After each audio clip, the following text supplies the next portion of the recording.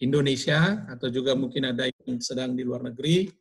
Selamat pagi, salam sejahtera untuk kita. Assalamualaikum warahmatullahi wabarakatuh.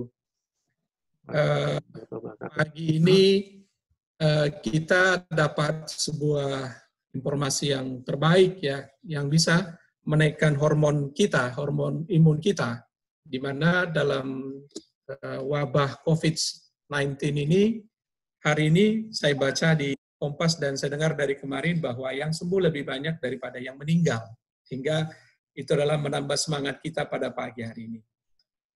Baik Bapak Ibu sekalian, para mahasiswa, para senior leader, atau juga teman-teman saya satu sejawat, ya, para dosen, atau juga mungkin kolega-kolega yang bergabung pada pagi hari ini dalam short online training. Kita bersyukur kita dapat diskusi yang baru, learning yang baru bagi kita pada pagi hari ini, di mana kita akan mendapatkan insight baru mudah-mudahan pada pagi hari ini.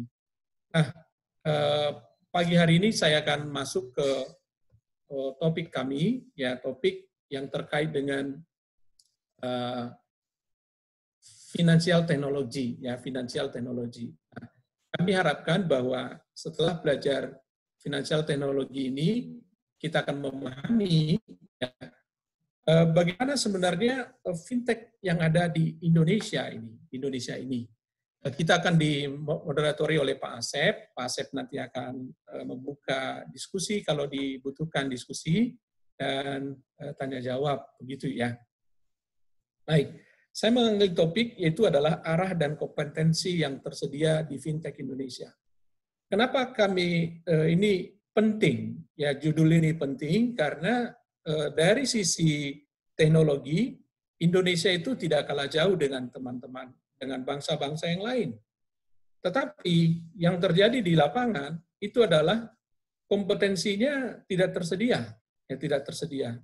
Atau juga mungkin ada, tapi tidak mumpuni dari sisi jumlah, Inilah yang akan kita bahas pada pagi hari ini. Tentu kami menyampaikan adalah berdasarkan sebuah kajian, baik itu melalui desk evaluation atau juga melalui yang disebut dengan riset, ya. Kolaborasi kami itu adalah bersama OJK, di mana OJK ini adalah institusi yang benar-benar masuk di industri finance yang ada di Indonesia. Dia mengawasi dan menjaga bagaimana keberlangsungan industri keuangan yang ada di Indonesia. Apalagi saat ini OJK juga sangat tertantang dengan munculnya beberapa fraud yang ada di dalam finance. Saya akan mulai dari disruptive innovation, ya. Bahwa disruptive innovation ini yang pertama kali dilontarkan itu oleh Clayton Christensen yang meninggal dalam tahun ini kalau nggak salah ya, kalau nggak tahun yang lalu, ya. Dan Joseph Bowers, ya. Bukunya yang dikeluarkan sama Harvard Business Review tahun 95 itu adalah mengatakan bahwa kita akan mentransformasi suatu sistem atau pasar existing. Tadi pasar existing kita adalah finance dengan memperkenalkan unsur-unsur kepraktisan, kemudahan akses, kenyamanan, dan tentu adalah biaya yang ekonomis. Saya mendapatkan beberapa insight baru dalam masa COVID ini selama di rumah, begitu ya. 23 hari ya, 23 hari, saya hitung-hitung 23 hari. Memang kalau kita lihat kan dari sisi biayanya, saya belum melihat efektivitasnya. Tapi dari sisi biaya, memang kita bisa menekan cost.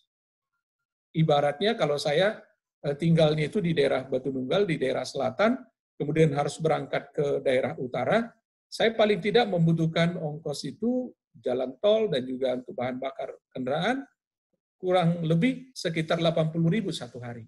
Kita bisa bayangkan. Dengan begitu kita bisa berhemat dengan menggunakan IT yang kita punya sekarang dengan digital. Nah, sekarang dengan adanya disruptive innovation, kita bergerak dengan cara evolution, ya, evolution. Jadi bertahap, dan ini adalah harus kita katakan bukan hype, tapi ini adalah menjadi sebuah harapan. Ini yang menjadi pergumulan saya secara batin begitu ya, bahwa dalam 23 hari ini adalah menjadi sebuah harapan baru bagi kita menggunakan yang disebut dengan digital. Nah, contoh yang lain yang dilakukan oleh munculnya disruptive innovations, ya, bahwa Bill Gates tahun 94 sudah menyampaikan bahwa banking is necessary, but banking are not. Ya, banking itu adalah prosesnya, tapi gedung banknya belum tentu itu harus kita butuhkan. Jadi yang digunakan itu adalah virtual banking, ya, virtual banking.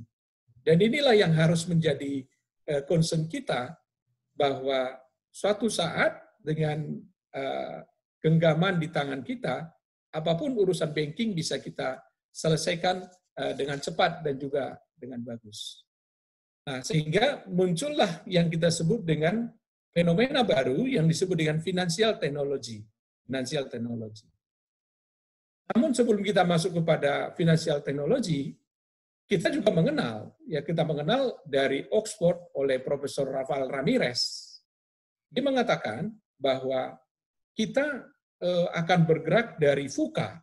Ya, VUCA itu adalah volatility, uncertainty, kemudian complexity, dan ambiguity. Bergerak kemana? Bergerak kepada yang sifatnya itu adalah tuna. Ya.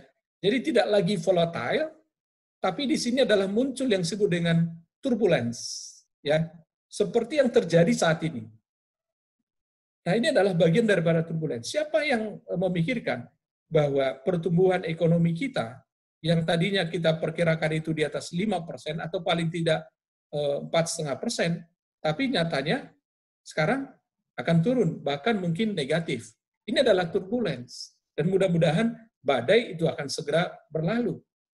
Kemudian yang kedua, dia adalah uncertainty, novelty, dan ambiguity. Novelty berarti ada sebuah kebaruan yang harus kita punya. Dalam proses yang sekarang, kita harus bisa mengartikan bahwa dengan adanya COVID-19 ini, kita harus mencari hal-hal yang novelty di dalam kehidupan kita. Baik, Bapak Ibu sekalian, bagaimana menyebut yang disebut dengan life and finance? Ya, jadi kita akan melihatkan yang disebut dengan the real priority is life and finance. Mulai bangun, ya Bapak Ibu sekalian, sampai kepada tidur kembali, ya, kira-kira inilah yang akan kita lihat, yang akan kita buka.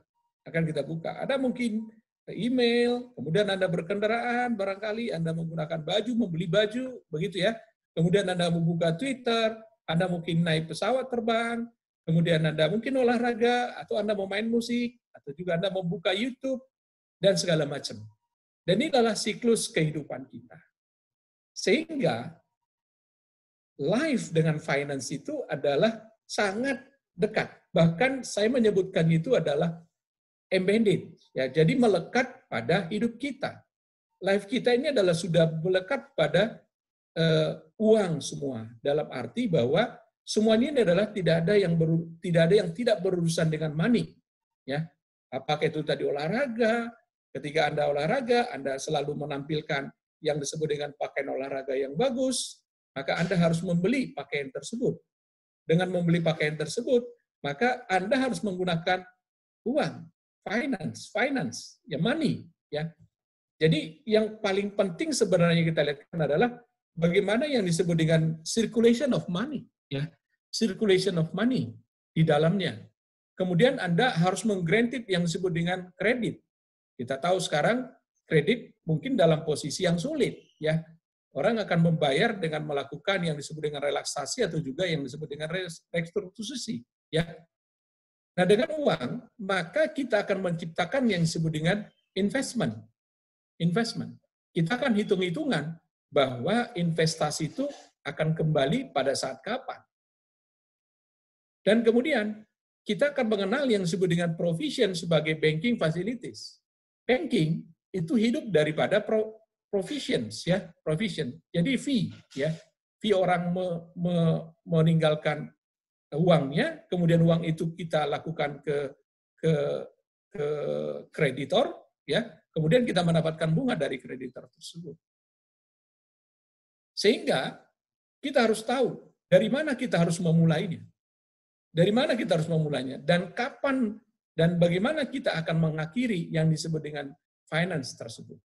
Inilah yang harus kita pikirkan, karena topik kita adalah fintech, maka finance itu adalah, kata kuncinya adalah life and finance. Dalam bahasa ini adalah life and finance. Nah, bagaimana life finance ini diimplikasikan kepada financial service sebagai providers, ya. Jadi ada customer focus dan juga UX, ya, kemudian ecosystem and partnership, and speed and innovation. Ini oleh Peter Zhan yang dulu dia sempat di BTPN, ya, yang dia melahirkan yang disebut dengan Genius. Kemudian dia masuk ke bank di Jawa Barat, sebentar lagi akan buka, kalau nggak salah dia akan masuk di Bank Artos, begitu ya, Peter Zhan ini, sahabat kami yang menjadi konsultannya di OJK. Jadi beberapa kali kami bertemu dengan Pak Peter Zhan ini, ya. Nah, Bapak Ibu sekalian, kalau dari sisi operation di dalam finansial, kita mempunyai competitive advantage itu ada 3, ya. Yang pertama itu adalah disebut dengan cost leadership. Ya, cost leadership. Jadi bagaimana di dalam operational finance itu cost-nya adalah menjadi lebih rendah. Ya, cost menjadi rendah. Dan yang kedua, dia adalah harus cepat atau yang disebut dengan shift of innovation. Ya, jadi dia harus mempunyai kecepatan yang lebih dibandingkan yang lain. Kemudian yang ketiga, jadi speed ini disebut dengan quick response, ya, quick response. Kemudian yang ketiga itu adalah differentiate, ya, differentiate sehingga dia adalah lebih bagus dibandingkan yang lain. Nah, sering kita sebut ini adalah faster, kemudian faster, cheaper, and better, ya, better. Inilah yang memunculkan yang disebut dengan people and culture yang dihubungkan dengan teknologi yang dipegang sama people tersebut, ya, people tersebut.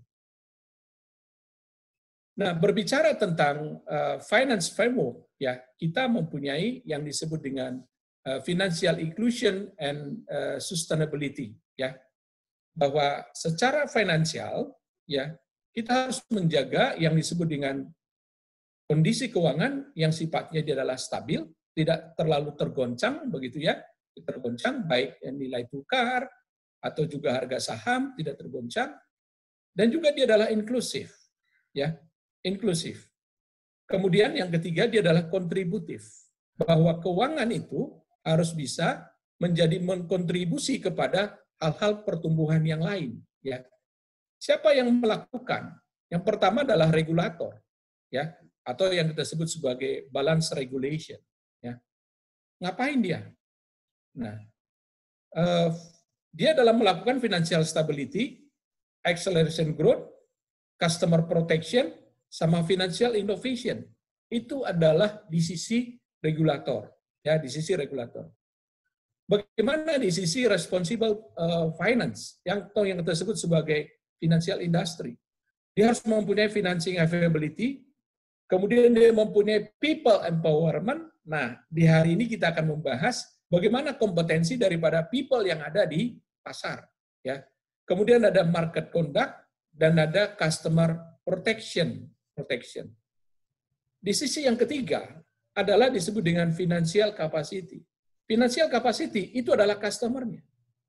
Jadi customer ini adalah orang-orang yang bisa mengakses keuangan, ya, mengakses keuangan tersebut. Bagaimana financial access, bagaimana financial literacy, dan juga akan dibangun disebut dengan entrepreneurship.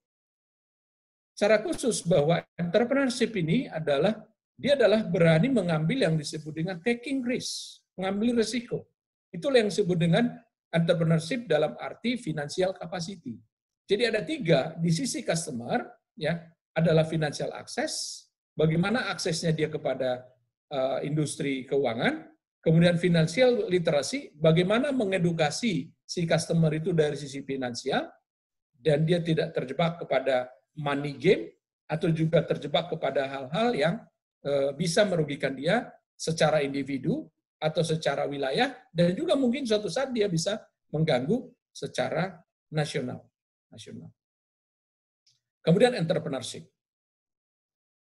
Nah, bagaimana kaitannya terhadap yang disebut dengan innovative approach to finance and unbankables? Kita tahu bahwa masih banyak yang disebut nanti adalah inklusi keuangan, ya, inklusi keuangan. Jadi si bank itu mempunyai yang disebut dengan new business model, ya. Jadi yang proposition yang diambilnya itu adalah strategi barunya yang sifatnya itu adalah holistik. Apa itu? Dia menggunakan yang disebut dengan people, profit, and planet, ya. Bahwa dia harus memikirkan keberlangsungan kepada manusia, ya, kehidupan kita sebagai manusia. Kemudian juga dia memikirkan yang disebut dengan keuntungan, tetapi juga dia memikirkan yang disebut dengan bumi. Maka sebenarnya sesungguhnya kita ini adalah sedang mengarah yang disebut dengan 3 dimensi, ya. People sebagai manusia, kemudian profit itu adalah kebutuhan untuk keberlangsungan, dan planet ini adalah untuk ke bumi. Jadi horizontal, ya, horizontal. Nah, kita harus memikirkan bumi supaya bumi juga sering-sering istirahat, atau tapi kita sebut tidak istirahat lah, balance, ya. Kalau kita lihat sekarang sepertinya bumi ini sedang istirahat, ya. Setiap hari saya melihat langit di Kota Bandung itu tidak sebiru yang sekarang, ya, tidak sebiru sekarang. Jakarta juga begitu, di New York juga seperti itu, Singapura apalagi, dan juga di tempat-tempat lain. Jadi seakan-akan bahwa planet ini adalah berhenti untuk dikeroyok, tanda kutip, ya, tanda kutip. Kemudian kita mengenal yang disebut dengan product centris versus customer centric, ya. Jadi apakah kita mengarah kepada produk ataukah kita mengarah kepada customer centric? Ini urusannya oleh yang disebut dengan bank untuk membuat yang disebut dengan bisnis model yang baru. Di sisi yang kedua, kita sebut sebagai fintech model. Ini kita sudah mulai masuk kepada fintech sekarang.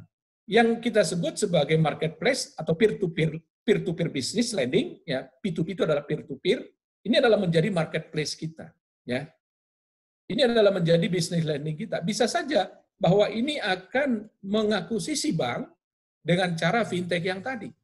Tapi jangan lupa bahwa harus ada yang mengontrol. Harus ada yang mengontrol.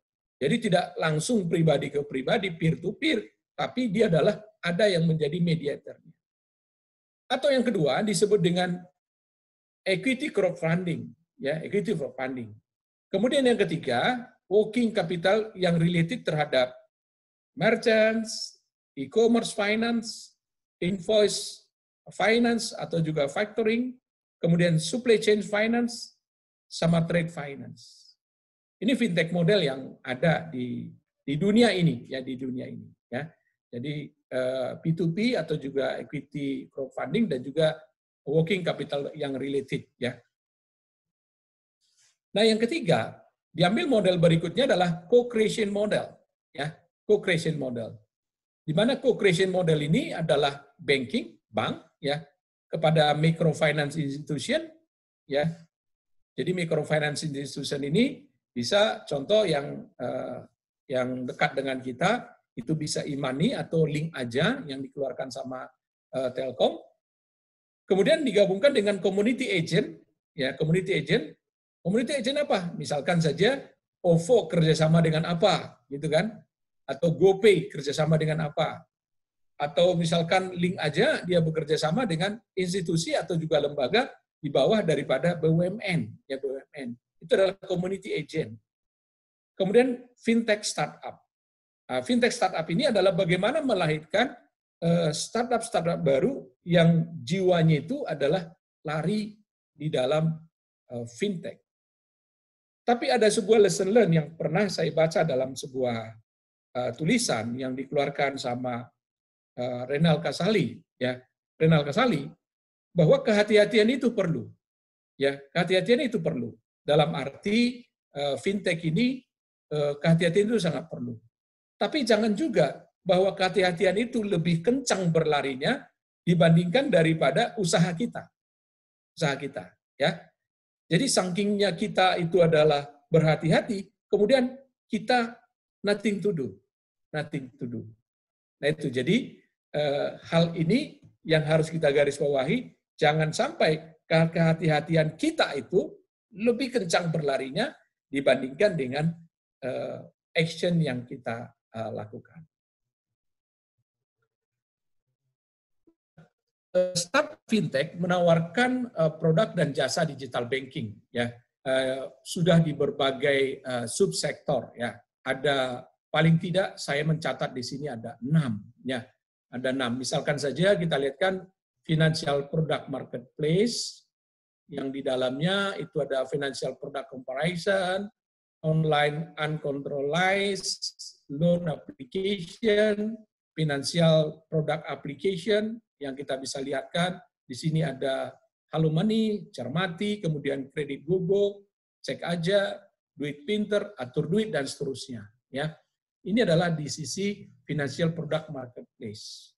Tapi ada lagi yang sifatnya adalah payment, ya, payment service provider, e-wallets, ya, kemudian mobile payment, game payment services, di peer-to-peer lending payments, ya, contohnya Veritrans, SoPay, Cashless, kemudian Express, kemudian Kasmi, dan seterusnya. Bagaimana di sisi lending? Ya, di sisi lending itu kita sebut dengan pertama adalah online working capital finance, invoice factory, credit rating organization, online installment, sama online collateral financing.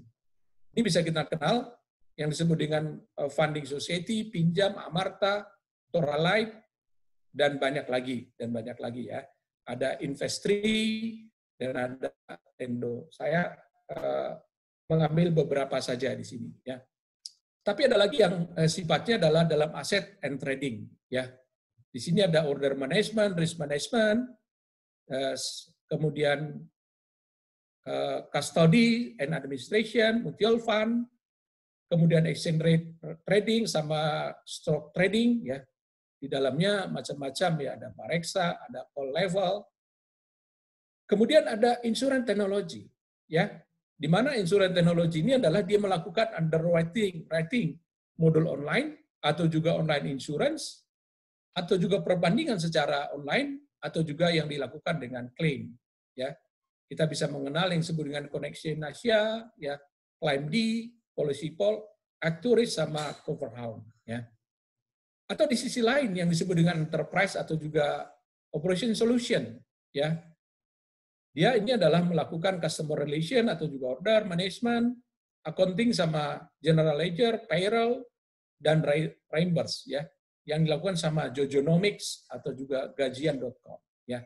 Ini yang bisa saya perlihatkan. Nah, kita lihat kan di fintech global position, ya. Mungkin saya bisa lebih cepat, ya. Kalau kita lihat kan di dalam global marketplace loan insurance, ya, dengan dollar billions, ya, meningkat itu 123% di CAGR-nya di tahun 2000 sampai 2014, ya. Mungkin kita bisa between di sini, ya, tapi saya nggak tahu, mungkin kita harus baca lagi ulang bagaimana kajian akibat adanya imbas daripada COVID-19 ini kepada Indonesia, ya. Global marketplace ini ketika ditulis tahun 2017, dia melihat bahwa ini ada peningkatan sampai kepada 2014 sampai 2020 ada 51 expected CAGR. Ini adalah menjadi peluang bagi industri finance yang kita sedang geluti, ya, yang kita geluti. Bahkan OJK menyebutkan bahwa inklusi keuangan ini adalah bagaimana masyarakat sudah memasuki bisnis atau juga sudah mengenal bank, itu sudah dikatakan sudah melampaui target, ini adalah 75%. Kemarin dirilis itu sekitar 76 sekian persen, ya. sekian persen. Bahkan Pak Jokowi menargetkan itu tahun 2024 kita target inklusi keuangan kita harus sampai kepada 90% di tahun 2024. Ini di sisi finance ya yang kita bahas.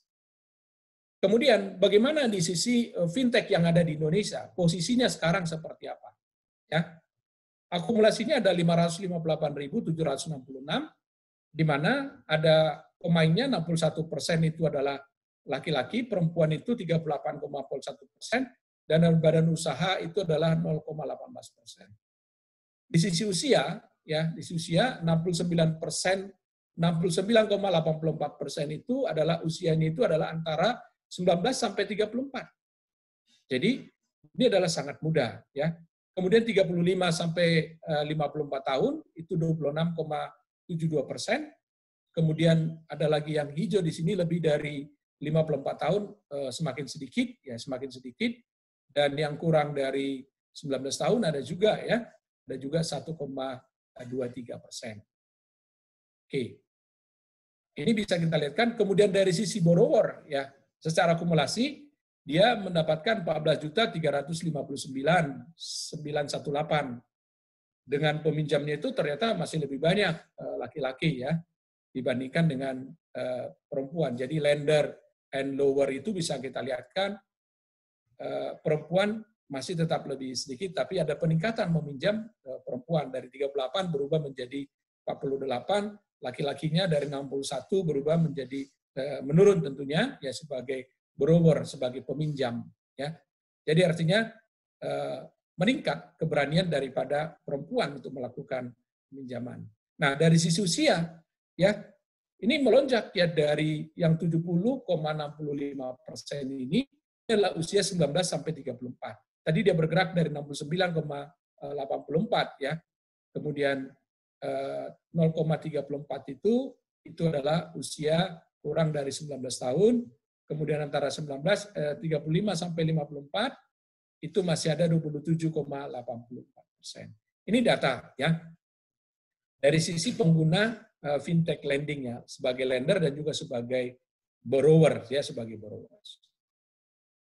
Nah, sekarang kita masuk kepada kompetensi yang ada di lapangan sekarang itu ya.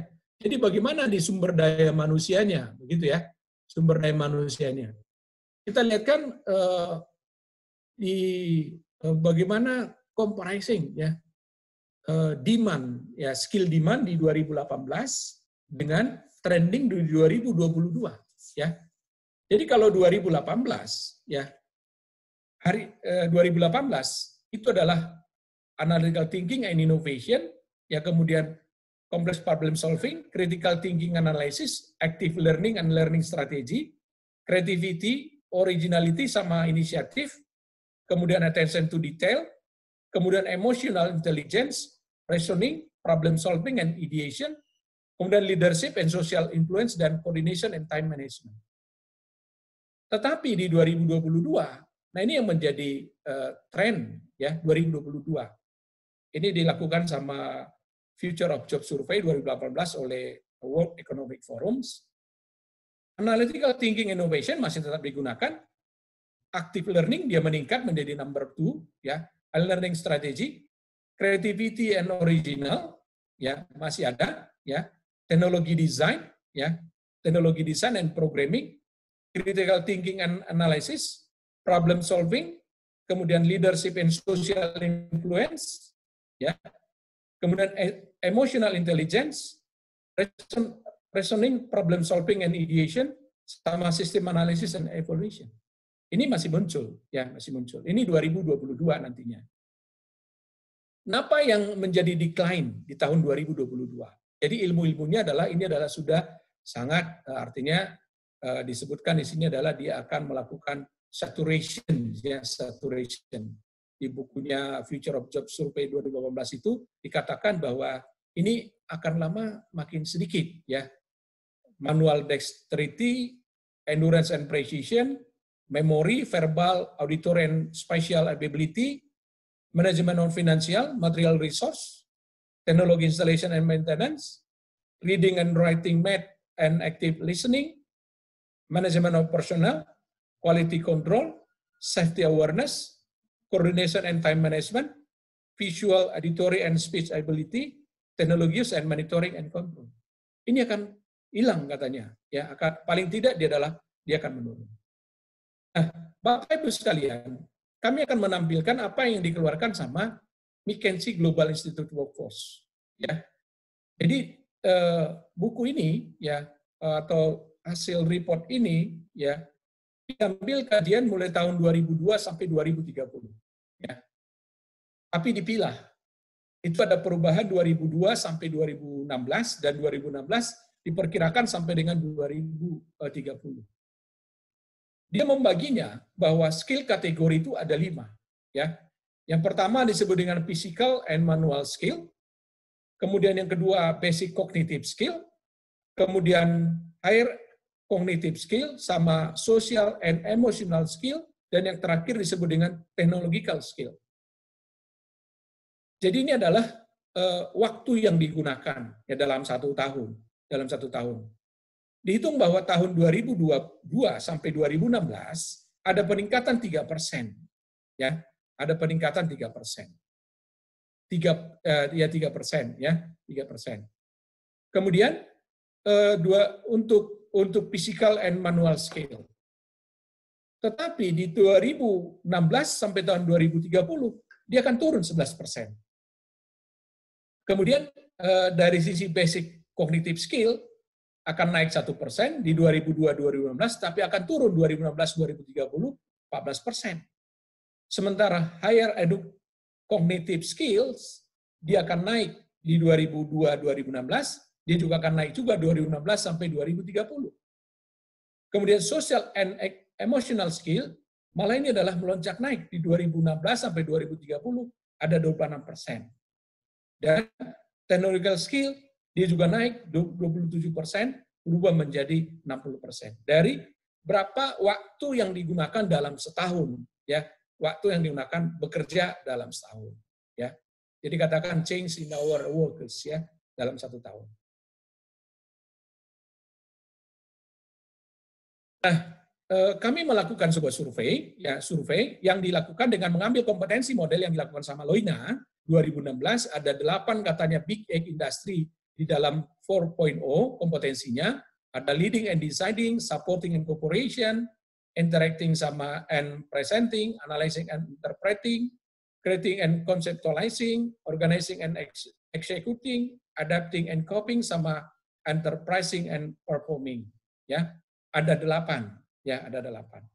Inilah yang coba kami lakukan perpaduan antara big egg industry 4.0 kompetensi model dengan yang dibuat sama McKinsey ya Global Institute 2016, di mana ada 5 skill kategori yang kita punya. Sehingga kita mendapatkan kerangka kompetensi sektor jasa keuangan dalam menghadapi revolusi industri 4.0. Nah, ini adalah kolaborasi riset, terima kasih kepada OJK Institute dengan Universitas Telkom di tahun 2009 yang lalu kita lakukan. Nah, apa yang terjadi? Ya, bahwa dari sisi leading and deciding ada sub dimensinya, ya bisa kita lihat sendiri ya, nanti bisa dilihat lagi. Ya. Kemudian sampai kepada enterprising and performing, ya performing. Apa hasilnya? Ya, apa hasilnya? Dari 20 subdimensi ya bahwa deciding sama initiating action itu akan naik ya. Tapi justru dia lebih naik dibandingkan dengan leading and supervising ya. Jadi kita lihatkan ketajaman ininya ya. Jadi apa namanya ini tangannya ya, akselerasinya ya. Dibandingkan ini tentu dibandingkan dengan yang kedua ini adalah lebih tajam naiknya ya. Sementara working with people juga naik. Adhering to principle and values itu turun, ya.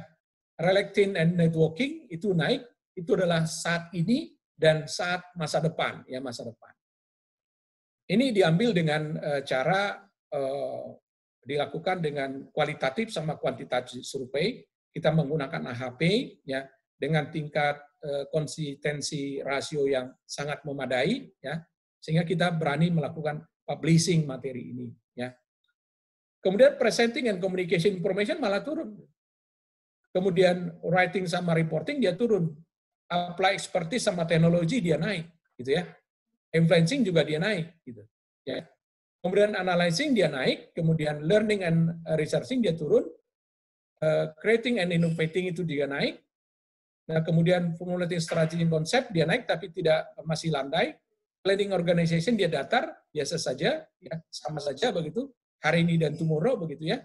Kemudian delivering result and meeting customer expectation dia akan turun. Kemudian following structure and prosedur dia akan turun dan tajam sekali begitu ya. Kemudian jadi mungkin orang tidak perlu lagi prosedur karena mungkin sudah ada secara digital begitu. Kemudian adapting sama responding to change dia juga meningkat. Persuading dia turun tapi dia cukup landai. Dua yang terakhir itu adalah achieving personal and work goals and objective dia turun ya. Tidak terlalu tajam juga. Dan entrepreneurial and commercial thinking itu adalah meningkat. Dan yang menarik kalau kita lihatkan berdasarkan 5 skill yang ada menurut McKinsey, kejadian apa yang ada di Indonesia, ini yang menjadi highlight kami ya sebagai peneliti bahwa kalau kita bercerita tentang yang disebut dengan higher cognitive skill, Indonesia, kalau dunia itu tadi adalah yang dikeluarkan sama McKinsey, itu adalah 9%, kalau Indonesia 25%, 21%. Jadi higher cognitive skill-nya akan meningkat, tapi dia adalah 21%. Kalau tadi dunia atau khususnya di Amerika Serikat 9%, ini adalah 21%. Social and emotional skill, ya kita harus, kalau dunia dia adalah 26%, kita meningkat 33%. Ya, jadi mungkin emotional skill kita ini harus kita asah lebih tajam lagi. Ya. Kemudian physical, ya. Physical itu adalah kalau dia adalah turun 11% dunia, kita akan turun lebih landai, lebih curam lagi 31%. Ya. Kemudian basic cognitive skill yang tadi kita ada subdimensinya, dunia itu adalah turun 14%, nah Indonesia akan turun 29%. Mungkin ini adalah semacam subsidi silang ya. Atau mungkin saja bahwa basic cognitive skill kita akan turun, tapi memang tadinya adalah masih tinggi, tapi turunnya menjadi lebih tajam. Dan technological skill ini mudah sekali kita cermati. Dunia 60%, kita 86%. Jadi ada selisih 26% yang harus kita catch up ya untuk ke depan.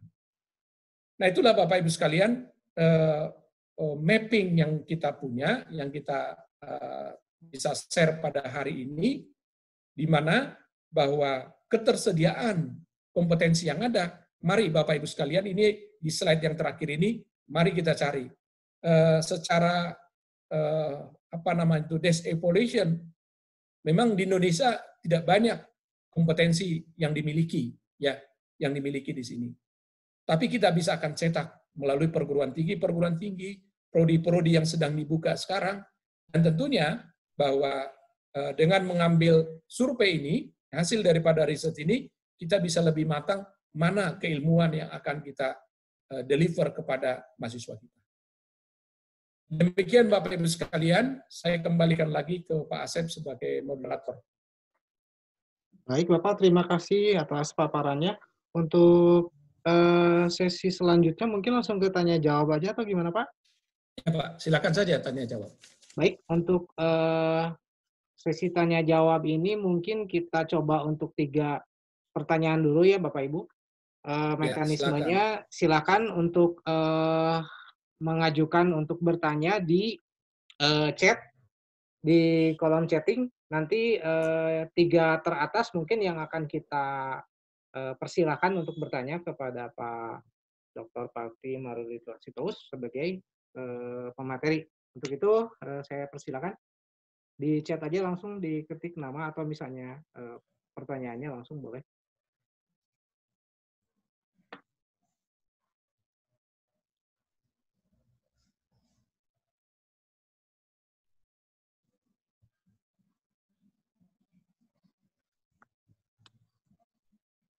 Mungkin dibuka dulu, Pak. Oke, sudah ada ya. Sudah dibuka dulu.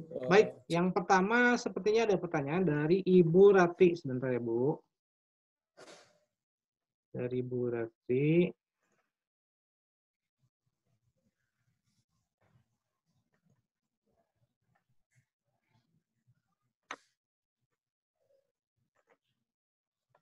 Bentar, Bu. Masih. Udah ya? Nah, udah, Bu. Silakan Ibu Ratri. Ya, terima kasih Pak Asep, terima kasih Pak Palti. Ya, Bu Ratri. Ya, buat saya ini hal yang baru ya terkait fintech, karena memang keilmuan saya fokusnya tidak terlalu ke fintech ini. Ada beberapa pertanyaan Pak Palti. Yang pertama, mohon izin saya lupa tadi. Sekarang kan kita tidak lagi di FUKA ya, tapi di Tuna ya.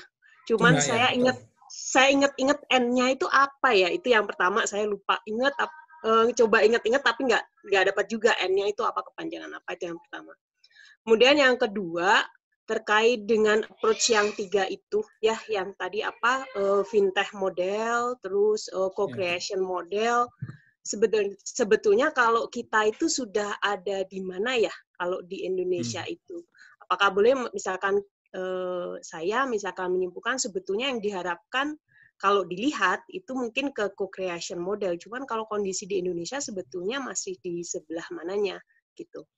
Kemudian yang ketiga, terakhir Pak, tadi kan kalau dilihat yang decline di tahun 2022 itu kan manajemen personel ya. Itu salah satunya akan decline. Mungkin bisa mohon penjelasan di lingkup yang sebelah mananya, apakah akan menyeluruh ke semua aktivitas di manajemen personel atau mungkin aktivitas-aktivitas tertentu yang memang yang mana gitu, yang mungkin harus kita kaitkan dengan kondisi saat ini ya. Seperti itu. Itu sih Pak. Terima kasih Pak Palti. Terima kasih. Silakan. Atau langsung saya jawab dulu ini?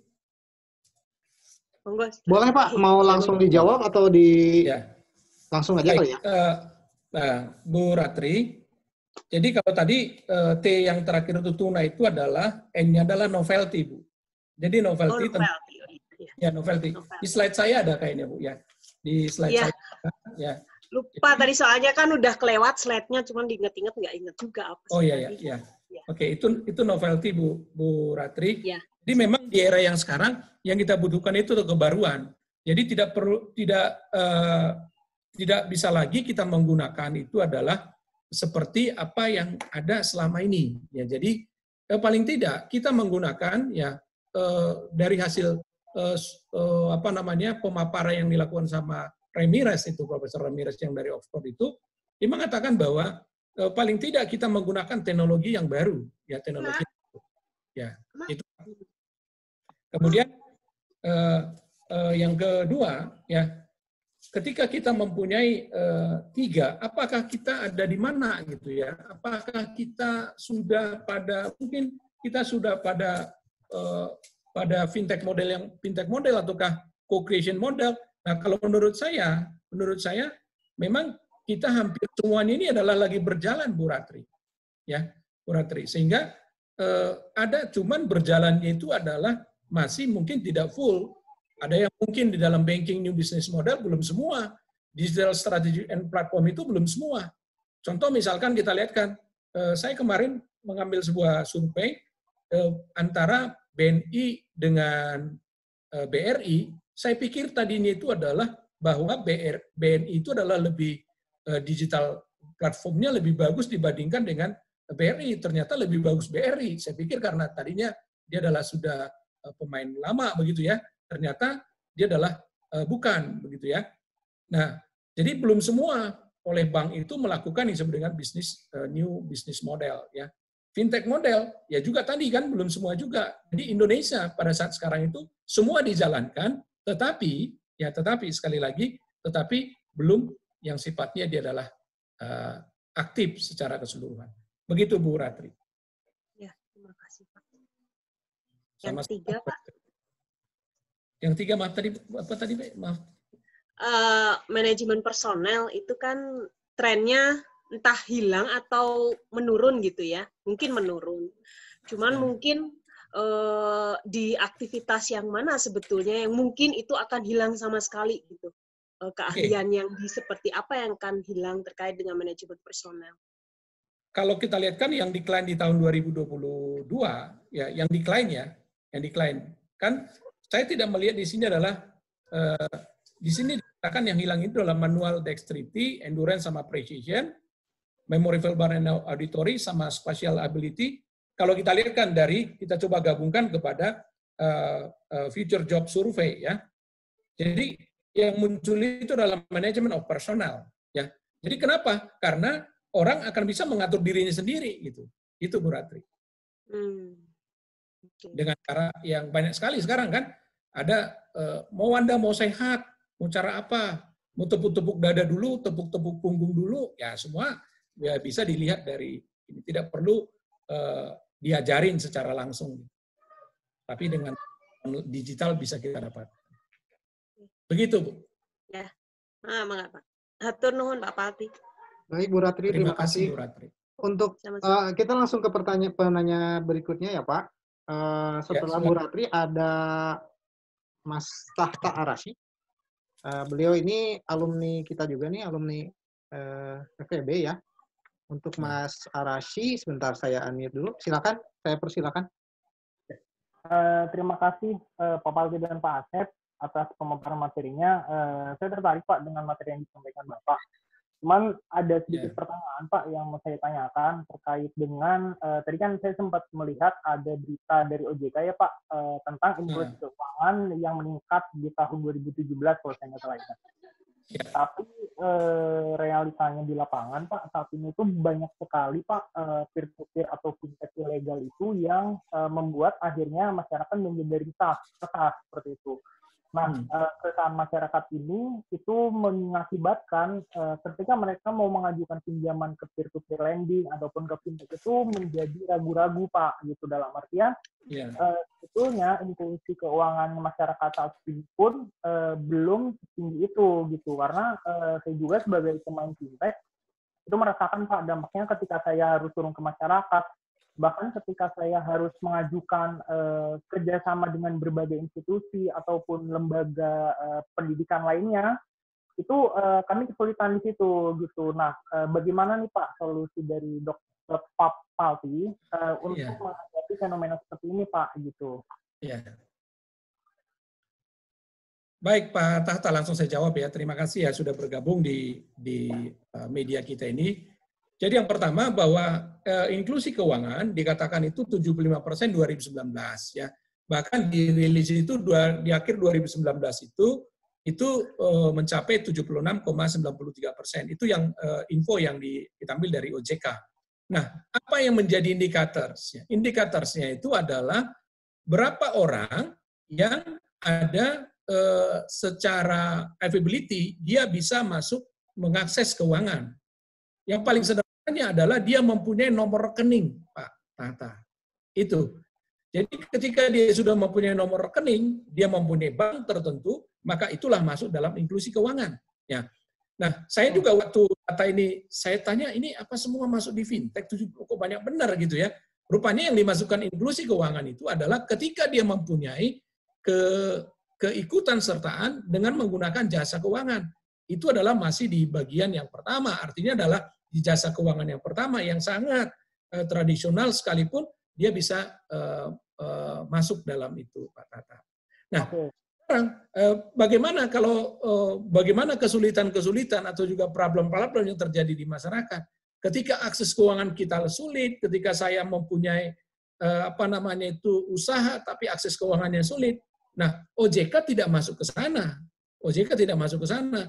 Tapi OJK itu memfasilitasi ketika kita mempunyai trouble atau mempunyai masalah. Kenapa saya tiba-tiba bunganya itu naik sekali, tinggi sekali? Atau juga kenapa tiba-tiba bahwa di stop uangnya? Gitu. Nah,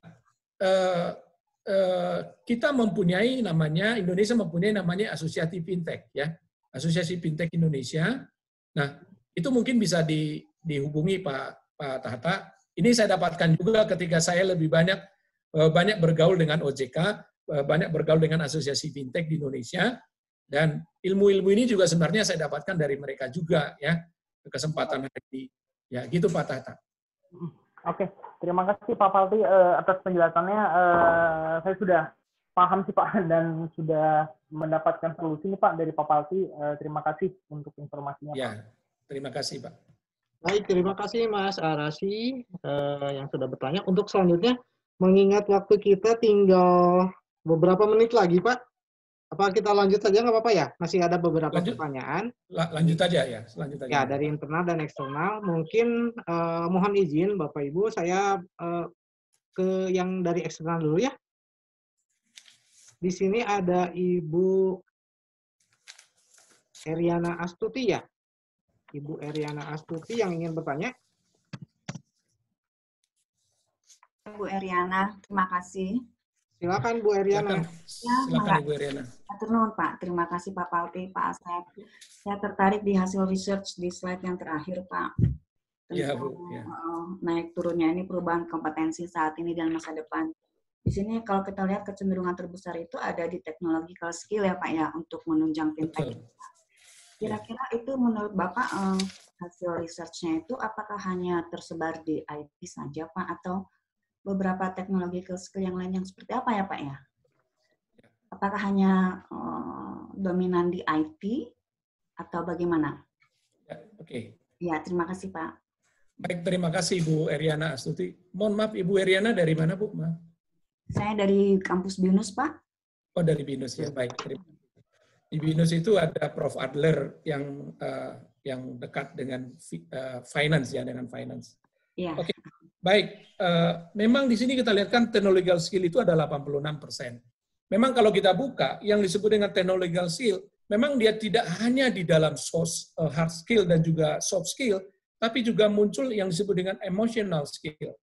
Jadi kalau kita lihat kan sekarang perkembangannya sudah sampai kepada blockchain, IoT, kemudian blockchain, IoT, dan juga adalah data mining. Data juga kita sebut nanti adalah dia menggunakan data intelligence, artificial intelligence ya, artificial intelligence. Jadi itu yang digunakan di sini Bu. Oke.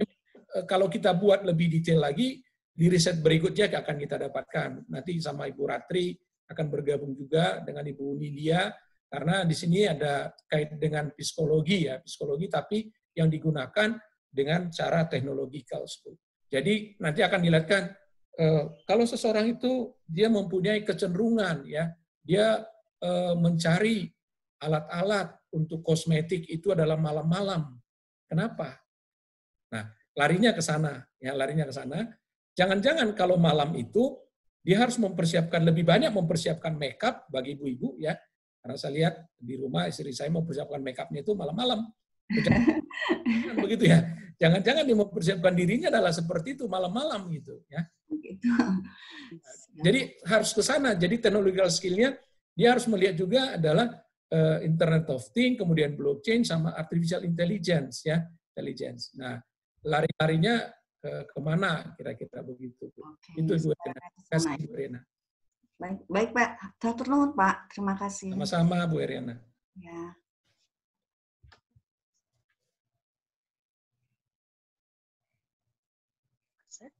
Silakan lagi Pak Asep.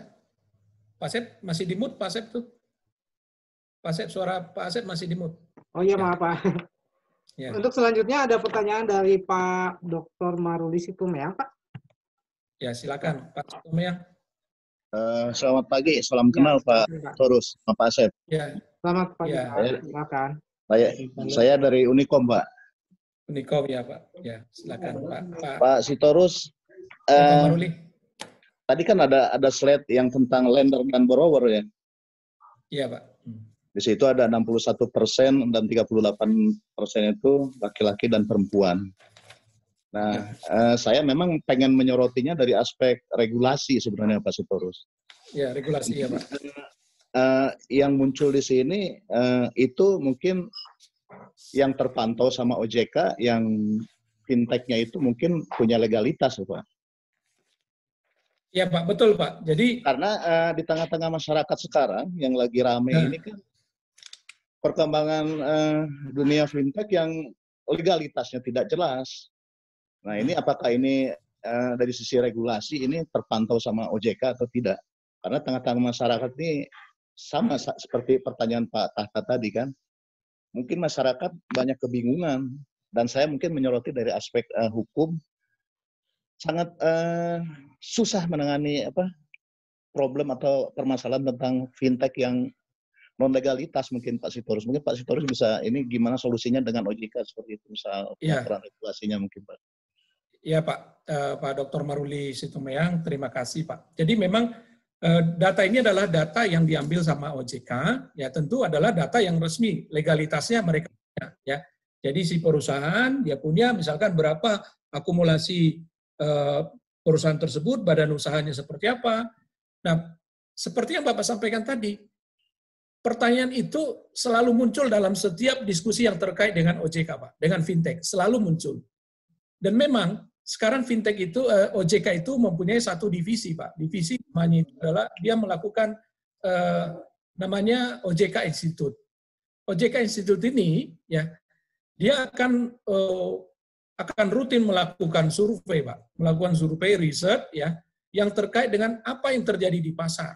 Ketika misalkan ada sebuah perusahaan fintech yang sudah megap-megap, sementara nasabahnya banyak, Pak, customer-nya banyak, maka dia akan melakukan yang disebut dengan sandbox. Jadi sandbox itu seperti pasir begitu ya. Sandbox ini jadi dia dimasukkan dulu ke dalam sebuah perbaikan, ya, diperbaiki dulu sekian lama di hold, kemudian dihidupkan lagi. Kalau dia udah sembuh, maka dia bisa kembali lagi. Nah, nanti Pak Maruli bisa, kalau nanti di sini di slide saya nanti mungkin dibagi nih Pak Asep ya. Kalau dibagi bisa dilihat nomor telepon saya. Nanti Bapak misalkan Pak Maruli bisa mengambil sebuah riset lah, mungkin kepentingannya kepada riset. Ya, saya bisa konekkan dengan teman-teman yang ada di OJK Institute. Mereka melakukan rutin Pak, melakukan patroli ya, bukan patroli. Kalaupun yang tiba-tiba besar itu, dia OJK nggak bisa masuk. Misalkan saja kejadian yang kemarin ada, misalkan sajalah penggelembungan uang begitu ya, yang dilakukan ya kita sebut fintech abal-abal lah begitu ya. Dengan 20 hari dia dapat uang sekian gitu dengan bisnis A dan B, C gitu ya. Bukan dia nggak bisa masuk dengan menutup langsung, tapi kalau menutup langsung ya, apa yang terjadi? Bisa menjadi chaos, Pak. Nah, karena apa? Karena memang patrolinya itu tidak rutin. Nah, patrolinya siapa sebenarnya? Maka OJK itu menampilkan yang disebut dengan sahabat OJK, Pak. Sahabat OJK ini adalah kita-kita ini. Institusi pendidikan atau juga masyarakat yang mengenal yang disebut dengan keuangan. Oh, ini yang terjadi begini, Pak. Kita laporkan kepada sahabat OJK yang tersebut nanti adalah OJK Institute Pak Maruli. Demikian respon saya, Pak. Baik, Pak. Baik, terima kasih, Pak. Mungkin nanti saya bisa japri langsung sama Pak Sitorus. Siap, Pak Maruli. Baik, makasih Pak Sitorus, Pak Asep. Baik, Pak. Terima kasih, Pak Maruli. Untuk selanjutnya ada pertanyaan dari Bapak Andi Irwanto ya. Sebentar, Pak. Bapak Andi ya, Irwanto Pak Handoyo. Kami persilakan, Pak. Silakan, Pak Andi.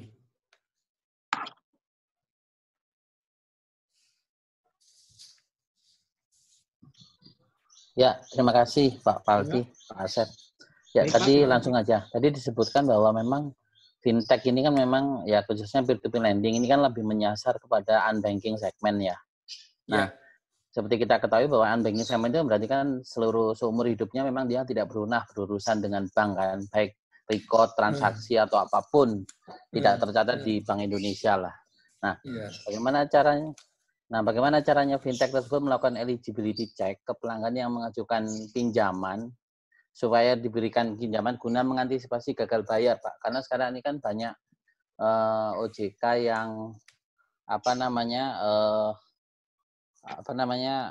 sekarang ini kan banyak komplain dari para pelanggan yang gagal bayar, kemudian dia diupload ke media sosial atau apa karena gagal bayar tersebut. Seperti itu Pak. Gitu aja, singkat aja Pak. Terima kasih. Baik, terima kasih Pak Andi. Nah, OJK itu selalu bekerja sama dengan namanya itu credit rating Pak. Jadi credit rating ini adalah sudah banyak sekarang perusahaan-perusahaan berjasa di situ ya, berbisnis di situ. Dia akan oleh OJK akan memfasilitasi siapa yang bisa melakukan men-rating kredit kepada orang. Misalkan nih, Pak Andi ingin melakukan pinjaman secara individual, ya individual. Kalau dulu kan akan ada orang datang ke rumah, gitu kan? Rumah ditanya kiri kanan, apakah dia punya motor, punya mobil. Nah, sekarang ada sebuah perusahaan, kita tinggal tanya ke dia karena dia sudah mempunyai map, ya. Tapi yang persoalannya itu adalah apakah yang sekarang secara undang-undang nih kerahasiaan secara individu itu bisa dipegang nggak? Bisa dipegang nggak? Nah, ini pekerjaan berat di DPR Pak, di DPR selaku membuat undang-undang ya Pak Andi. Karena apa? OJK tidak bisa langsung kamu itu layak langsung publish Pak. Si A, si B layak, perusahaan A, si B layak melakukan pinjaman dan seterusnya. Tapi dia harus lihat dulu. Dia lihat dulu. Ini melanggar nggak secara aturan? Melanggar secara aturan. Jadi boleh Pak, Bapak bisa banyak perusahaan-perusahaan yang berjasa untuk melakukan credit rating itu Pak. Jadi fintech itu banyak bekerja sama dengan para perusahaan kredit rating gitu ya Pak ya, untuk mencari profil gitu ya. Betul Pak Andi. Tidak mungkin dia bekerja sendiri Pak. Dia harus melakukan kolaborasi dengan. Jadi memang tantangannya terkait akurasi dari kredit rating itu karena terkait itu ya ada kerahasiaan data itu ya. Ya dan itu yang lagi-lagi bahwa kredit rating enterprise itu dia menggunakan itu dengan cara teknologi Pak, dengan teknologi. Jadi dia menggunakan dengan misalkan tadi saya sebutkan dengan data mining, artificial intelligence, atau juga hal-hal yang sangat sederhana ya. Misalkan saja dia menggunakan data yang ada di WhatsApp gitu kan. Jangan-jangan dia ini sering nunggak gitu ya, data diambil dari WhatsApp gitu ya misalkan, kemudian data orangnya gitu kan. Sering dia kamu kok uangnya kok belum dibayar gitu kan, dibayar. Kalau kalimat-kalimat itu sering muncul ke dia, berarti orang ini adalah tidak eligible untuk mendapatkan kredit. Oke, baik Pak. Terima kasih. Terima kasih Pak Andi. Ya. Baik Pak Andi sudah cukup jelas ya. Terima kasih Pak.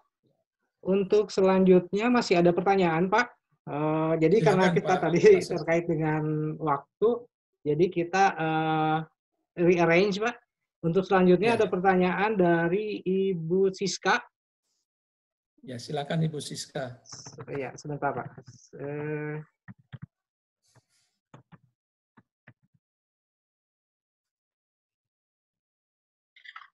Ya, halo. Silakan Bu. Maaf tadi rearrange dulu Bu urutannya. Gak masalah Pak Asep. Terima kasih Pak Asep sudah diberikan kesempatan.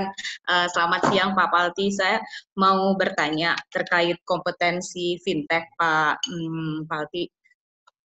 Jadi gini, karena saya dari lembaga pendidikan, untuk kompetensi yang dimiliki oleh orang yang harus bergelut di fintech, menurut Pak Palti, apakah big data analitik itu menjadi suatu kewajiban yang harus dimiliki oleh orang yang ingin bergelut di fintech? Karena kita tahu big data and analitik itu, terutama untuk yang manajemen, itu kan menjadi sangat teknikal dan sangat istilahnya itu kalau untuk orang manajemen itu mungkin dia lebih menggunakan otak kiri daripada orang manajemen yang lebih banyak ke otak kanan gitu. Yang saya tanyakan adalah apakah big data analitik itu perlu sampai hal yang sangat hard skill teknis atau cukup sampai ke knowledge aja Pak untuk kompetensi yang dibangun? Dan yang kedua, karena saya juga di bidang di pendidikan, terus terang case-case yang dibahas untuk fintech itu kan masih sangat terbatas, Pak. Apakah OJK itu menyediakan case-case, studi kasus yang memang bisa dibahas untuk di lembaga pendidikan, ya dalam usaha untuk membangun kompetensi fintech tersebut, Pak? Ya, Baik, Ya, Bu terima Siska. kasih Pak Palti, terima kasih juga Pak Asep. Sama-sama Ya, Ibu. baik. Bu Siska dan teman-teman semuanya, bahwa benar ya bahwa kalau kita lihat kan di sini kan technological skill itu lebih banyak, malah di kita itu akan naik menjadi 86%. Nah, big data analytic menurut saya ya dan juga menurut dari hasil kajiannya adalah tidak hanya dia kemampuan untuk mengolah secara apa namanya itu algoritma begitu ya, seperti kita kemarin bermain di R gitu ya, di R gitu ya, di R data itu yang kemarin kita pelajari, tapi juga dia harus bisa membaca. Membaca yang pertama yang harus dia baca itu adalah pola, patterns ya. Patternnya seperti apa? Kemudian yang kedua, ekspektasinya itu seperti apa? Jadi tadi adalah pola, kemudian berikutnya adalah ekspektasinya apa? Kemudian kita harus bisa menggabung ya pola dan ekspektasi. Kira-kira kemampuan saya seperti apa? Apa yang terjadi sekarang? Kemudian gap-nya yang akan saya ambil, itulah yang akan kita deliver kepada si mahasiswa. Jadi mahasiswa kita perlu juga dikasih di awal itu adalah semacam post-test, Bu. Ya, jadi artinya dia sampai di mana sih kemampuan dia dari sisi yang disebut tadi big data analitik ini. Gitu. Kemudian yang kedua, tentang case OJK, apakah menyediakan case atau tidak kerjasama? OJK itu saya jamin, Bu, saya jamin melalui OJK Institute, mereka sangat terbuka dengan case-case yang ada. Memang masalah fintech ini masih kecil, masih sedikit case yang dibangun, mungkin kita bisa bekerja sama membuat case-nya, atau juga case yang ada di OJK atau di apa namanya di subsidiary yang dia punya, bisa kita tarik, bisa kita minta itu, Bu. Selama itu digunakan untuk pendidikan, kenapa tidak? Dan ini tentunya tidak hanya kepada Telkom, tapi juga kepada universitas yang lain. Begitu, Bu Siska. Bagaimana Bu Siska? Bu Siska tolong dihidupin itu dia.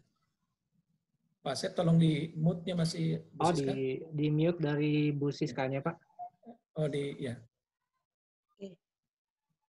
Ya, terima kasih Pak Palti jawabannya ya cukup jelas Pak. Memang benar case-nya itu memang kita perlu kerjasama kalau memang bisa difasilitasi Pak untuk terutama kan Pak Palti udah di sana jadi lumayan bisa akses data lah ya untuk bikin case-case yang banyak karena dan saya yakin seluruh Indonesia itu membutuhkan case tersebut Pak yang bisa di-share ke semua untuk jadikan bahan pelajaran. Dan untuk yang big data analitik itu ya memang karena kita sudah masukin juga ke kurikulum tapi memang menemukan kendala karena mahasiswanya sendiri sudah membilang ini tuh terlampau hard skill dan mereka bilang apalagi karena masalah algoritma itu ya Pak kalau memang dasarnya memang dari sosial rada susah untuk mengejar pemahaman algoritma kemudian logikanya R dan segala macam hal lain seperti itu tapi ya memang itu menjadi kompetensi wajib ya Pak ya jadinya memang Pak. Oke Bu, ada sebuah menarik kemarin ketika kami diskusi dengan Peter Jan, ya Peter Jan, dia mengambil sebuah sebuah course ya, namanya itu adalah IT for non IT Bu. Jadi seperti finance for non finon gitu ya. Ini adalah IT for non IT. Nah ini menarik, tapi IT-nya tidak IT misalkan bahasa pemrograman, tapi adalah memang larinya itu adalah sudah lari kepada fintech, Bu. Jadi Peter Jan itu ada sebuah course-nya, tapi memang cukup mahal, Bu. Saya juga kemarin ingin masuk, cukup mahal juga. Tapi itu bagus sekali. Begitu, Bu Siska. Baik, Pak. Saya rasa mungkin untuk Bu Siska udah cukup jelas ya. Mengingat waktu sudah ini, satu pertanyaan lagi boleh, Pak? Silakan, Pak Sep. Satu pertanyaan lagi ya dari Mbak Yekti Wirani. Halo Mbak Yekti, silakan. Iya, oke. Terima kasih, Pak. Begini, Pak. Saya dari STT Nurul Fikri. Kebetulan dosen kami itu ada yang topik penelitiannya tentang fintech. Dan yang bersangkutan juga punya riwayat pernah bekerja di salah satu bank BUMN. Nah, namun seringkali ketika kami membahas tentang fintech itu, kami hanya fokus kepada urusan teknis karena kebetulan background-nya memang baru teknik informatika dan sistem informasi. Nah, memungkinkankah Pak jika dari kampus-kampus kecil ini bisa menjalin kerjasama seputar penelitian fintech dengan kampus besar lainnya? Ya itu sih Pak pertanyaan saya gitu. Ya. Baik Bu Nurul, tentunya kerjasama antar perguruan tinggi itu sangat terbuka. Kalau Universitas Telkom itu yang saya tahu, karena saya pernah menjadi direktur penelitian, ya, jadi yang saya tahu bahwa Universitas Telkom itu sangat terbuka dengan universitas atau juga institusi pendidikan yang ingin bekerja sama dari sisi riset, Bu, dari research. Nah, kolaborasi ini saya yakin tidak masalah, Bu. Silakan Ibu Yekti, bisa nanti ada nomor telepon saya di materi saya, di slide saya yang terakhir itu, bisa Ibu chat saya. Ya. Tapi yang utama sebenarnya adalah bahwa ketika dia persoalan ingin melakukan kajian terhadap fintech, tapi adalah dia larinya kepada masalah technical, ini persoalannya adalah kita harus mencari orang yang jago yang ada kompetensinya adalah secara teknologi. Kami kan dari manajemen. Di manajemen itu yang terkait dengan dengan keilmuan teknikal, dengan fintech, dengan teknologi tadi seperti disampaikan sama Ibu Siska, itu adalah algoritmanya. Itu kami harus mencari tidak di PB, tapi mungkin ada di Fakultas Ilmu Informatika atau juga mungkin di Teknik Telekomunikasi. Begitu Yekti, Bu Yekti, terima kasih dari STT Nurul Fikri. Demikian Bu Yekti, sudah cukup jelas mungkin ya. Bagaimana Pak? Iya. Silakan Bu Yekti. Masih ada kesempatan untuk penanya lain Pak? Di sini sepertinya masih ada Pak Dudi yang ingin bertanya, terus ada Bu Maya juga, ada Bu Rati juga. Gimana nih Pak? Bu Helni juga. Silakan saja Pak, silakan. Kita sampai ya. Baik, saya ke Pak Dudi dulu deh. Kayaknya dari tadi nih Pak Dudi. Pak Dudi monggo. Baik, terima kasih. Apa kabar Pak Palti? Selamat pagi Dr. Dudi Pratomo. Waduh Bapak. Iya Pak, sangat menarik ini tentang fintech. Terutama tadi rekan-rekan yang lain juga sudah banyak bertanya tentang fintech yang legal dan ilegal. Nah sebenarnya yang ingin saya tanyakan adalah terkait, kalau yang legal nggak usah ditanya lagi lah, pasti dia terawasi ya Pak ya. Yang bermasalah ini adalah ketika saya hendak meminjam uang melalui fintech dan kita diminta setuju untuk diambil data handphone. Nah, itu Pak. Nah, itu kan diambil tuh Pak, nomor-nomor telepon tuh. Lalu mereka dengan membabi buta, dia akan memilih salah satu rekan kita atau beberapa rekan kita sebagai penjamin. Nah, ini yang mau ditanyakan adalah pencegahannya. Satu, bagaimana agar data kita tidak diambil seperti itu. Lalu berikutnya adalah penyelesaiannya Pak. Karena case-nya itu banyak sekali masyarakat, bahkan teman saya sendiri yang memang tadi kata Bapak, secara teknologi skill mungkin tinggi ya Pak ya. Tapi ternyata kemampuan dia itu untuk menyelesaikan, mengetahui ini benar atau salah itu tidak jalan juga Pak. Jadi dia ambil saja, lalu kemudian teman-temannya diteror oleh fintech tuh. Ya, oke. Apakah ini bisa dipidanakan Pak? Nah, itu aja Pak. Kalau bisa dipidanakan, bagaimana caranya? Nah itu Pak. Terima kasih Pak. Oke, Pak Dr. Dudi. Apakah dia dalam posisi lender atau juga borrower, Pak? Dia borrower, Pak. Oh, dia borrower. Oke, ya. Jadi, kalau kita dalam posisi borrower, Pak, berarti kan kita harus mencari kemana yang perusahaan mana yang saya bisa minjam dengan bunga yang lebih rendah, kan itu kan intinya. Betul sekali. Macam data saya tidak diambil.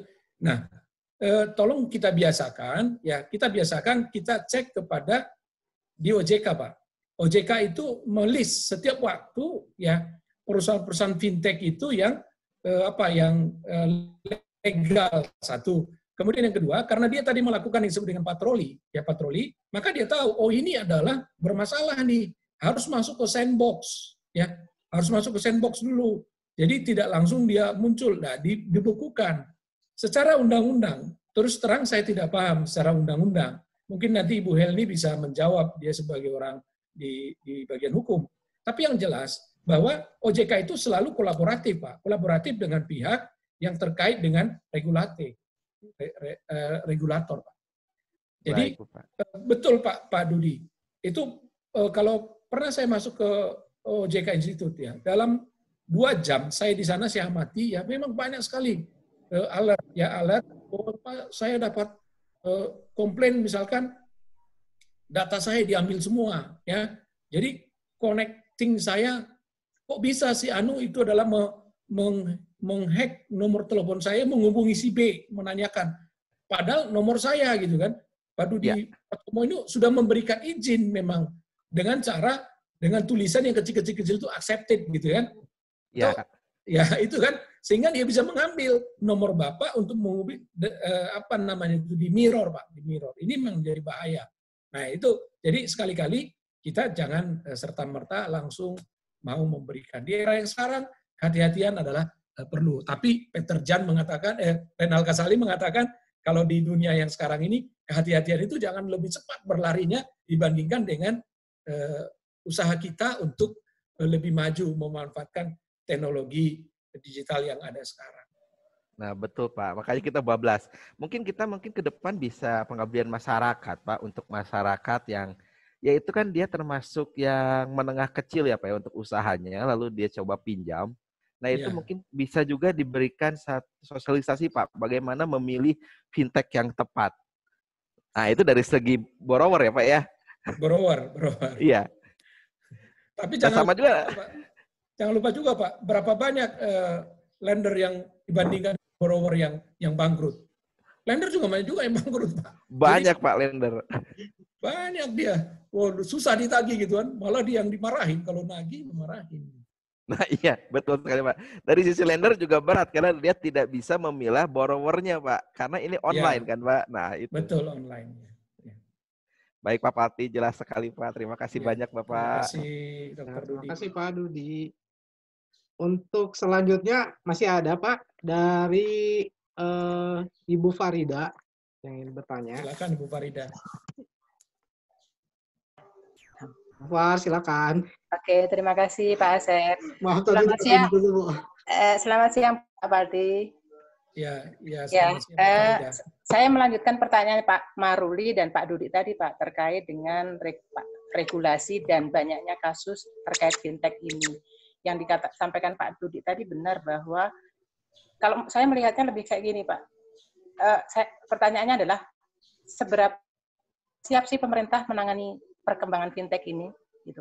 Karena fakta kalau menurut saya tugas regulator pemerintah adalah melindungi yang lemah kan Pak, dan yang banyak terjadi seperti tadi disampaikan oleh Pak Dudi adalah kasus-kasus itu banyaknya terjadi pada tadi Pak UMKM yang pinjamannya mungkin hanya 1 juta, 2 juta sampai 5 juta gitu. Dan terornya itu luar biasa sekali loh Pak. Saya khawatir one day ini akan meledak gitu Pak. Jadi kasus yang besar karena apa? Karena yang lebih tidak terkontrol itu kan yang di bagian yang bawah ini Pak. Jadi menurut saya kalau hanya mengandalkan sandbox regulation, menurut saya nanti kita ketinggalan terus gitu. Maksudnya pemerintah akan ketinggalan terus untuk mengatasi kasus-kasus masalah-masalah fintech di bagian bawah. Jadi gimana menurut Pak Palti kesiapan pemerintah kita? Oke, Bu Farida, kalau masalah riset kita kan kita sama-sama melakukan ini. Iya Pak. Ya, tapi yang jelas memang siap tidak siap bahwa pemerintah selalu berusaha, Bu. Saya pernah mengikuti sebuah focus group discussion yang terkait dengan yang sekarang itu di bagian investasi ya oleh Pak Luhut ya sekarang dia sebut ininya adalah Mafera ya, maritim dan investasi. Maven, maritim dan investasi. Nah, apa yang mereka lakukan? Mereka lakukan memang mau nggak mau, Bu, bahwa kalau startup itu tidak, maka kita akan diambil startup oleh orang lain. Jadi daripada negara lain yang masuk ke kita, lebih baik dari kita dimasukkan. Jadi itu masuk dari luar supaya tidak terlalu banyak masuk, tetapi di dalam dibenahi pelan-pelan. Dibenahi pelan-pelan. Nah gitu. Dan memang benar bahwa kasus UMKM itu, saya katakan hanya 1 jam saya ada di OJK Institute, di sebelah tempat saya yang menerima komplain-komplain itu ratusan klek gitu. Seperti itulah. Nah, sehingga ini pekerjaan berat. Dan memang kita sebagai institusi juga harus lebih banyak memberikan masukan-masukan kepada pemerintah, pada OJK terlebih. Bagaimana caranya? Bila perlu kita melakukan yang disebut dengan clustering. Clustering itu apa maksudnya? Clustering itu adalah misalkan kita yang mengambil clusternya itu adalah untuk UMKM itu adalah untuk di sektor makanan. Data clustering, bagaimana caranya mengempang datangnya tadi hal-hal yang tidak berkenan kepada proses gitu kan, atau juga membuat dia menjadi bangkrut bukannya menjadi sukses gitu ya. Atau mungkin kita kasih klaster yang lain, klaster misalkan ada anak bimbingan tes. Sekarang kan bimbingan itu kan ada yang online. Jadi perlu juga kita bantu mereka melalui keilmuan kita menjaganya. Karena kedekatan kita dengan OJK bisa kita manfaatkan. Begitu Bu Farida. Siap Pak Palti. Terima kasih banyak Pak. Terima kasih Bu. Baik Pak Palti, satu pertanyaan terakhir kayaknya Pak dari Bu Rati. Karena waktu menjelang jam 11 tinggal 7 menit lagi. Oh iya, silakan. Sebentar, saya ke Bu Rati. Halo Bu Rati. Halo Pak, makasih. Ternyata masih kebagian ya. Silakan Bu Rati. Yang lainnya sebenarnya masih banyak Bu. Ya, saya soalnya tadi sangat tertarik Pak ketika Bapak menjelaskan tentang supply chain finance Pak. Karena kan kebetulan saya di supply chain dan kebetulan memang itu finance itu merupakan salah satu indikator yang waktu itu ada masuk di disertasi saya juga Pak kebetulan. Jadi terkait dengan kompetensi untuk menghadapi yang maaf Pak. Jadi kompetensi yang harus dimiliki di finance supply chain ini untuk menghadapi tuna tadi Pak. Karena kondisi tadi ada perubahan dari menuju ke tuna. Mungkin karena di supply chain itu kan lebih fokusnya secara operasionalnya nih Pak nih. Ini seperti menggabungkan yang antara operation dengan sesuatu dengan finance itu sebetulnya kan saling ini ya Pak ya. Agak bertolak belakang sebetulnya. Nah, ini bagaimana caranya bisa kompetensinya yang pas supaya bisa mengintegrasikan antara si supply chain ini dengan finance-nya, Pak. Oke, baik. Nah, kalau kita lihat di slide saya yang terakhir, itu bahwa dalam 5 skill yang dikeluarkan sama, ini ada di slide saya di depan kita, ya, itu ada 21% peningkatan nanti ke depan, itu adalah tentang higher cognitive skill. Maka supply chain finance ini ada di dalam higher cognitive skill, Bu. Jadi memang bahwa kalau kita bedah ya di higher cognitive skill ini, bagaimana kita mempunyai pengetahuan yang secara kognitif itu adalah tinggi. Jadi di sini ada yang menggunakan yang disebut dengan feeling, ya. Feeling itu adalah karena keterbiasaan. Supply chain itu adalah untuk mengamankan sebuah bisnis proses yang kita punya. Mulai dari hulu sampai dengan ke hilir. Kata kunci dari supply chain itu adalah supaya tidak terjadi yang disebut dengan stock out atau juga yang disebut dengan keterlambatan dari sebuah bisnis yang kita punya. Andaikan saja bahwa supply chain finance itu adalah mendeliver sebuah uang dari si A kepada si B. Apa yang akan kita supply? Pertama, tentu adalah informasi yang benar. Tadi kan sudah kita lakukan dengan cara rating kredit. Ada perusahaan yang menggunakan rating kredit. Atau kita bisa bertanya melalui yang disebut dengan IoT. Atau bisa kita menggunakan yang disebut dengan big data. Atau hal-hal lain. Nah, supply chains, ya, di sini yang kita maksudkan itu adalah bagaimana menggabungkan antara informasi ini karena di fintech ini adalah kekuatannya adalah informasi yang ada. Di mana sih kita informasi yang ada? Apakah itu demand-nya, apakah itu supply-nya, apakah itu proses yang akan kita lakukan. Begitu Bu Rati. Jadi dia berada pada higher cognitive skill, Bu. Nanti kalau kita buka, nanti bisa juga saya share materi nanti karena kita di satu grup di FEB, mungkin nanti saya bisa share hasil daripada McKinsey ini, Bu.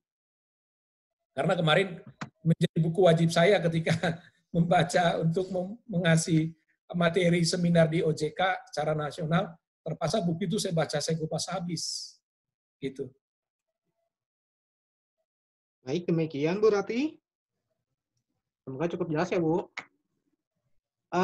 Saya rasa untuk sesi tanya jawabnya sudah selesai, Pak.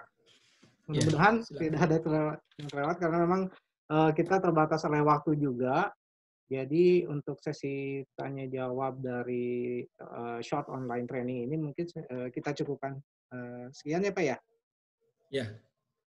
Baik, saya akan tutup dulu Pak Asep sebelum nanti Pak Asep close di meeting kita. Ya, terima kasih kepada seluruh teman-teman saya, kolega saya yang mengikuti acara ini. Mereka juga ada yang nge-chat saya, Pak Palti, tolong bagaimana cara masuk. Mungkin mereka pikir mungkin ini adalah gratis, mungkin saja. Ya. Tapi nggak apa-apa, saya katakan materi saya akan saya share ke teman-teman. Tapi yang penting bahwa kita harus memanfaatkan peluang dalam kondisi apapun, Lagi kondisi COVID-19 sekarang, peluangnya harus kita ambil dalam berbagai hal. Terima kasih atas kehadiran kita semua, rekan-rekan saya, Budikan, dan juga para pemangku kepentingan yang ada di Universitas Telkom, Pak Rektor, tadi juga WA saya, Pak Rektor, mengatakan bahwa ini boleh dilanjutkan, harus dijamin 100 hari katanya. Jadi ya siap Pak, saya bilang. Ini baru 12 hari. Ini baru hari pertama Pak, udah diteror 100 hari. Berarti ada 99 hari lagi. Ya, kita harus tahan napas, Bu Farida, Bu Rati, dan juga Pak Denes, ya, supaya FEB ini bertahan dalam 100 harinya. Saya akan bantu selalu. Terima kasih, selamat siang. Saya kembalikan lagi ke Pak Asep. Baik, selamat siang Pak Palti. Terima kasih atas pemaparannya yang memberikan pencerahan untuk kita semua. Untuk selanjutnya mungkin materi slide dari Pak Palti tadi berbentuk slideshow ya Pak, PowerPoint. Nanti akan di-share di cloud storage ya. Mungkin nanti linknya akan kita kirim ke masing-masing peserta. Kecuali untuk yang internal mungkin nanti di-share di grup ya linknya. Karena memang itu kita batasi juga permission-nya. Jadi mungkin nanti saya daftarkan dulu. Kalau yang untuk internal mungkin bisa langsung masuk. Nah, untuk selanjutnya mengenai sertifikat nanti akan kita upload di web kita Pak, di web fakultas. Bentuknya e-sertifikat. Jadi nanti masing-masing peserta Bapak Ibu bisa langsung download di sana. Begitu mungkin untuk hari ini. Jangan lupa sebagai pembicara Pak Asep. Oh iya Pak, pembicara. Ya, nanti gitu. Hampir lupa saya. Pak Palti nanti saya gabungin saja di sana Pak. Iya. Terima kasih Pak. Fakultas. Terima kasih banyak Bu Latri, terima kasih Bu Farida, Pak Denis, dan semuanya. Pak Palti. Jangan lupa nanti kita ada satu sesi lagi yang siang jam 13.30 bersama Pak Abdullah. Untuk itu mungkin nanti Bapak Ibu ditunggu juga di sini. Dan mungkin ada beberapa juga yang sudah beberapa peserta di sini yang juga daftar nanti siang. Itu saja mungkin dari saya. Terima kasih. Mohon maaf atas segala kekurangannya. Assalamualaikum warahmatullahi wabarakatuh. Waalaikumsalam warahmatullahi wabarakatuh. Terima kasih Pak Palti, rekan-rekan semua. Sama-sama. Terima kasih, sama-sama. Terima kasih. Terima kasih Pak. Terima kasih.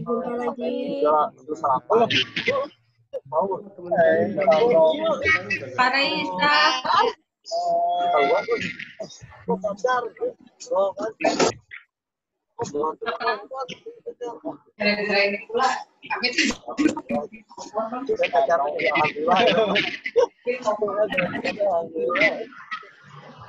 juga tetap ikut aja ke PAUD.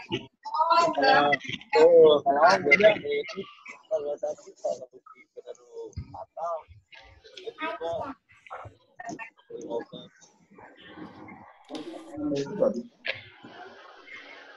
ya.